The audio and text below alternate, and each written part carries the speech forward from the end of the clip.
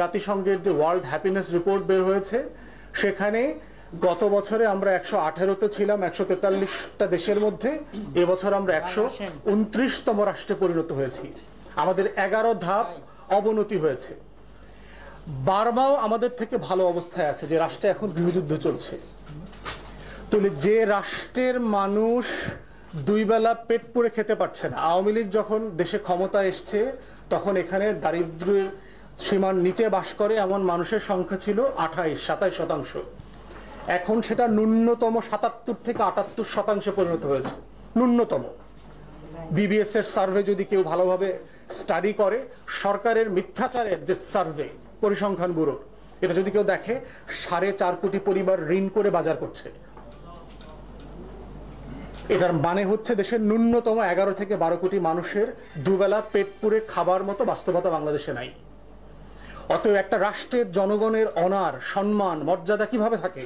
সে যদি খেতে না পায়, তার যদি কাপড় না থাকে, তাকে যদি একটা খাবারের জন্য 1,500 টাকার 2,000 টাকার টিসিবির একটা প্যাকেজের জন্য 4 ঘন্টা 5 ঘন্টা 6 ঘন্টা জুলাইয়ের অগাস্টের রোদে দাঁড়ায় থাকতে হয়, বৃষ্টির ভিতরে আষাঢ় শ্রাবণের বৃষ্টিতে ভিজে দাঁড়ায় থাকতে হয়, ভিক্ষা করতে হয় রাষ্ট্রের তৃতীয় চতুর্থ শ্রেণীর কর্মচারীর কাছে, ট্রাক ড্রাইভারের কাছে 1 কেজি চাল দিয়ে দেন, 2 কেজি ডাল দিয়ে যান, গোশত ডিম কেনার জন্য লাইন ধরতে হয়। এটার মধ্যে কোনো স্বাধীনতার সেই ঘোষণাপত্রের যে সম্মান মর্যাদার যে ওয়াদা দেওয়া ছিল তার কিছু নাই। এখানে সবকিছু ভুলুণ্ঠিত করে দিয়েছে এই রাষ্ট্র। এই রাষ্ট্রের প্রত্যেকটা খাত, ইনস্টিটিউশন ধসে পড়ে গেছে। এই রাষ্ট্রের কোনো প্রতিষ্ঠানে গেলে আপনি সার্ভিস পাবেন না। আজকে দেখলাম একটা ল্যান্ড রেজিস্ট্রির অফিসে এক ভদ্রলোক ভোগান্তির শিকার হতে হতে সে নিজে মাইকিং করতেছে যে, এবং অভিশাপ দিচ্ছে যে আল্লাহ এই অফিসের প্রত্যেকটা কর্মচারী যেন পঙ্গু হয়ে যায়, না খেয়ে মরে যায়, বোবা হয়ে যায়, এদের পরিবার যেন ফকির হয়ে যায়। অভিশাপ দিচ্ছে মাইকে, হ্যান্ড মাইক দিয়ে। মানে একটা ল্যান্ড রেজিস্ট্রি অফিস কি পরিমাণ মানুষের অভিশাপে পরিণত হয়েছে। আমরা যারা আইন পেশায় জড়িত, দুদু ভাইরা তো ভিকটিম। আমরা জানি বিএনপি, ছাত্রদল, শিবির, জামাত, হেফাজতের প্রত্যেকটা পরিবার কিভাবে পঙ্গু হয়ে গেছে, ফকির হয়ে গেছে। 15, 16, 17 বছর মামলার ঘানি টানতে টানতে ব্যবসা বাণিজ্য ঘের আওয়ামী লীগ গরুটা পর্যন্ত দখল করে নিয়ে গেছে। ওদিক থেকে বিএসএফ আমাদের ছাগল চুরি করে নিয়ে যায়, আর আমার দেশের সম্পদ আওয়ামী লীগ নিয়ে যাচ্ছে আমাদের ঘর থেকে, আমাদের বাড়ি থেকে। এর নাম হচ্ছে আওয়ামী দখলদারের স্বাধীনতা। তাহলে আওয়ামী লীগের বিরুদ্ধে আমাদের দ্বিতীয় চার্জশিট হচ্ছে ঘোষণাপত্রে যে আমাদের মানবিক মর্যাদার কথা বলা ছিল, অনারের কথা, সম্মানের কথা বলা ছিল, যে এই অনার এবং সম্মান রক্ষার জন্য আমরা তখন যুদ্ধ করেছি, আমাদের বাপ চাচারা যুদ্ধ করেছেন, সেই যুদ্ধের যে প্রতিশ্রুতি তারা ভঙ্গ করেছে। তৃতীয় অভিযোগ কি আওয়ামী লীগ সরকারের বিরুদ্ধে? আওয়ামী লীগ সরকারের বিরুদ্ধে অভিযোগ হচ্ছে যে ওই ঘোষণাপত্রে বলা ছিল যে স্বাধীনতার আগে, অব্যবহিত আগে 70-এর নির্বাচনে জয়ী হবার পরেও তারা নির্বাচিত জনপ্রতিনিধিদের কাছে ক্ষমতা হস্তান্তর করে নাই। এই জন্য আমরা পাকিস্তান থেকে আলাদা হচ্ছি। পাকিস্তান সরকার তো নির্বাচনটা ফেয়ারলি করেছে। পাকিস্তান আমলে 2টা নির্বাচন হয়েছে, 54-তে এবং 70-এ, 2টাতে মুসলিম লীগ গোহারা হারছে। তাহলে পাকিস্তান রাষ্ট্র 2টা ফেয়ার নির্বাচন করেছে, even within the framework of the military ordinance. সামরিক যান তারা নির্বাচন করেছে, সেই নির্বাচনেও মুসলিম লীগ নির্বাচনে হেরেছে। আমরা 53 বছর একটা ফ্রি ফেয়ার পলিটিক্যাল ইলেকশন করতে পারি না আন্ডার অ্যান ইলেক্টেড গভর্নমেন্ট। তাহলে আওয়ামী লীগের অধীনে আমাদের থার্ড চার্জশিট কি আওয়ামী লীগের বিরুদ্ধে? তারা বাংলাদেশের গণতন্ত্র, ভোট, নির্বাচন, নির্বাচনী প্রতিষ্ঠান প্রত্যেকটা ধ্বংস করে দিয়েছে, যেটা পাকিস্তান আমলে ধ্বংস হয় নাই, যেটা ব্রিটিশ বেঙ্গলে হয় নাই, অবিভক্ত বাংলায় হয় নাই। চতুর্থ অভিযোগ কি আমাদের আওয়ামী লীগের বিরুদ্ধে? আওয়ামী লীগের বিরুদ্ধে চতুর্থ অভিযোগ হচ্ছে যে রাষ্ট্র কিসের ভিত্তিতে চলবে সেটা বলে দেওয়া ছিল। 3টা মূলনীতির কথা বলা ছিল সেই ঘোষণাপত্রে: সাম্য, মানবিক মর্যাদা এবং সামাজিক সুবিচার। যে এই রাষ্ট্রটা এই 3টা মূলনীতির উপর ভিত্তি করে চলবে। আসলে এই রাষ্ট্রটা কিসের ভিত্তিতে চলছে? বইটা দেখেন রাষ্ট্র কিভাবে চলছে। আপনি শুধু গিনিপিগ আকারে 2-3টা ঘটনা দেখলে আপনি বুঝবেন যে বুয়েট কিভাবে চলছে। 73-এ বিশ্ববিদ্যালয় অধ্যাদেশ হয়, 4টা বিশ্ববিদ্যালয়কে সে অধ্যাদেশের অন্তর্ভুক্ত করা হয়: ঢাকা বিশ্ববিদ্যালয়, রাজশাহী, চট্টগ্রাম, জাহাঙ্গীরনগর।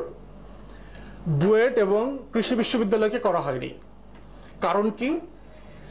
আওয়ামী লীগের নেতারা পর্যন্ত চিন্তা করেন, যারা এই রাষ্ট্রটাকে দুর্ভিক্ষ পীড়িত করে বাকশাল কায়েম করছে, সেই আওয়ামী লীগের নেতারা পর্যন্ত বলতেছে যে এই চারটারে ধর্ষণ কর, বুয়েটার কৃষি বিশ্ববিদ্যালয়ের ধর্ষণ করা যাবে না, তাহলে দেশ থাকবে না। মানে এত বাজে লোকরা পর্যন্ত বুঝছে যে আমার এই চাটার দল আর চোরের দলদের কাছে যদি বুয়েটার কৃষি বিশ্ববিদ্যালয় দেই, তাহলে এটা ভাঙা চোরে তারা কি করবে। কারণ দলের নেতা তো দলের কর্মীদেরকে সবচেয়ে ভালো চিনে, যে কোনটা বাটপার কোনটা চোর। এই এমন দলের নেতা সেটা পাবলিকলি বলতে বাধ্য হয়েছে যে চাটার দল সব চাইটা খাইতেছে, কম্বল চোরের দল। এর থেকে বড় স্বীকৃতি তো আর লাগবে না। তো সেই নেতা পর্যন্ত বলতেছে যে বুয়েটার কৃষি বিশ্ববিদ্যালয়কে এই অধ্যাদেশের অধীনস্থ করার দরকার নাই, এখানে ছাত্র শিক্ষক এত ওপেন রাজনীতি দরকার নাই, লেট ইট বি প্রফেশনাল।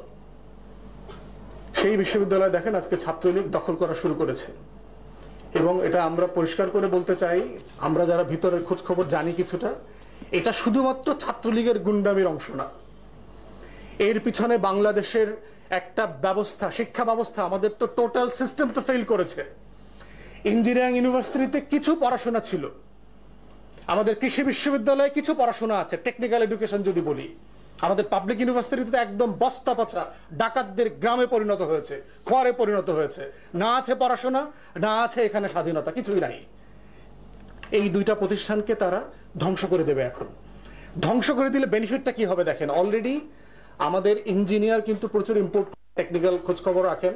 আমাদের অলমোস্ট সব প্রজেক্টে চায়না থেকে, ফিলিপিন থেকে, থাইল্যান্ড থেকে, আমরা যেহেতু লয়ার, প্রচুর বিদেশি ইঞ্জিনিয়ারদের এখানে ওয়ার্ক পারমিটের অ্যাপ্লিকেশন আমাদেরকে ডিল করতে হয়। আমরা দেখেছি বিডা এগুলো ডিল করতেছে, হাজার হাজার ইঞ্জিনিয়ার এখানে কাজ করতেছে, হাজার হাজার। তো বুয়েট যদি শেষ করে দেওয়া যায়, তাহলে মোটামুটি বাংলাদেশের টেকনিক্যাল সাইড, আমাদের যে স্ট্রাকচারাল ডেভেলপমেন্টটা হয়েছে, এটা পড়ে যাবে। এরপর দেখবেন কৃষি বিশ্ববিদ্যালয় ধরবে, বাহির থেকে কৃষিবিদ আনবে। অলরেডি বাংলাদেশের বিভিন্ন জায়গাতে ভারতের ডাক্তারদেরকে আনবার প্রশাসনিক অনুমোদন চলছে ব্যাপক হারে, রাজারবাগের পুলিশ হাসপাতালে, সিএমএইচে, অ্যাপোলোতে, এখানে সেখানে। কারণ আপনার প্রত্যেকটা সিস্টেম যদি ফেল করে দেওয়া যায়, তাহলে রাষ্ট্র বেকার হয়ে যাবে, রাষ্ট্র থাকবে না। তাহলে বুয়েটে ছাত্রলীগ যেটা করছে সেটা কি?